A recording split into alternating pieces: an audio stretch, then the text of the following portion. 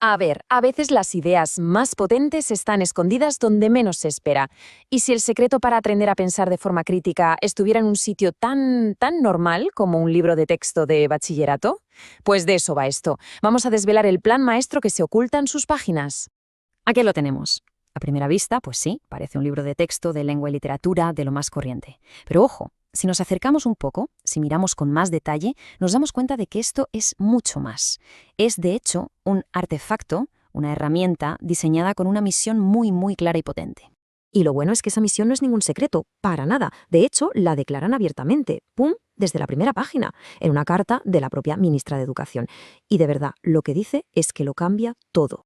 Aquí está la clave de todo. El objetivo no es para nada que la gente memorice datos y ya está. No. Es desarrollar competencias para la vida. O sea, este libro no pretende enseñar qué pensar, sino cómo pensar. Y lo mejor es que lo hace con un método que es, bueno, ingeniosamente simple. Y es aquí, justo aquí, donde vemos la genialidad de este sistema. Da igual el tema que se trate, no importa si es súper diferente al anterior, cada lección se enseña siguiendo exactamente el mismo esquema, el mismo. Un sistema de 3 pasos, siempre, una y otra vez. Este es, por así decirlo, el plan maestro. 3 actos, 3 fases. Primero, anticipación, para despertar la curiosidad. Segundo, construcción, para poner los cimientos. Y tercero, consolidación, para que todo ese conocimiento se quede, para que perdure.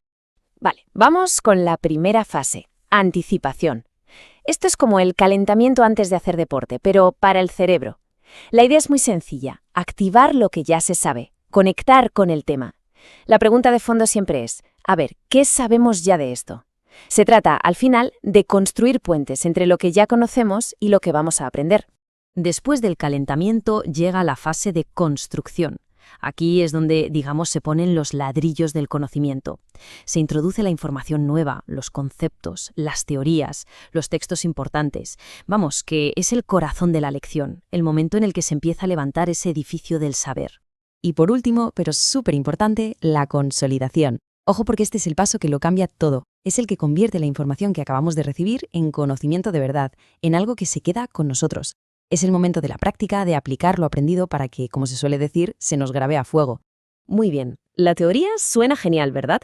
Pero, ¿esto funciona en la práctica? Pues vamos a verlo con un ejemplo muy concreto. Vamos a ver cómo este esquema de 3 pasos es capaz de hacer algo que parece imposible, que un chiste de hace nada menos que 2500 años siga teniendo gracia hoy. Y la pregunta no es ninguna tontería, ¿eh? Es más difícil de lo que parece. Pensemos un momento. ¿Cómo se enseña un chiste antiguo? El humor depende muchísimo del contexto. ¿Cómo consigues que algo que hacía gracia hace milenios conecte con alguien de hoy en día? Pues aquí empieza la magia. Fase de anticipación. En lugar de soltar una definición teórica y aburrida de lo que es la comedia, el libro arranca con esto.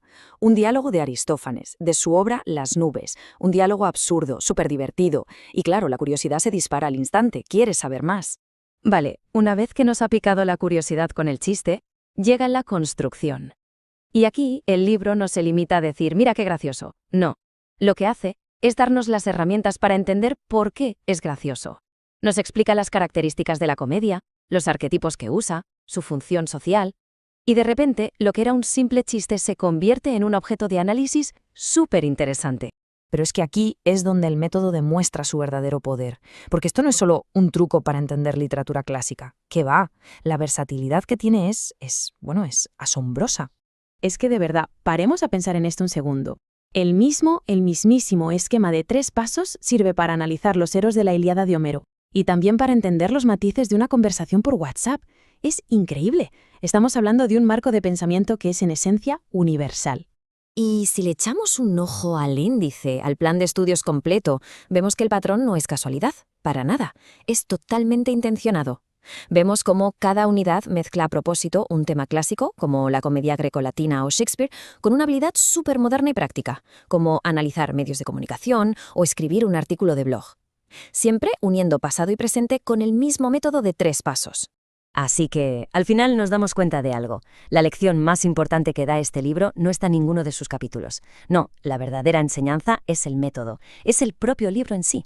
Porque al final, la clave no está solo en la información, sino en proporcionar un marco para la comprensión, Una estructura mental que nos permite procesar y entender cualquier tipo de información que se nos ponga por delante. Lo que este libro está entregando en realidad es una caja de herramientas para pensar, ni más ni menos, un método universal para coger cualquier tema, por complejo que sea, desmontarlo y entender cómo funciona. Y esa es una habilidad que desde luego se queda con uno para toda la vida. Y claro, todo esto nos deja con una pregunta final que es, cuanto menos, fascinante. Si se tiene el esquema correcto, la estructura de pensamiento adecuada, ¿hay de verdad alguna idea, por muy compleja que parezca, que no podamos llegar a desvelar? Ahí queda eso.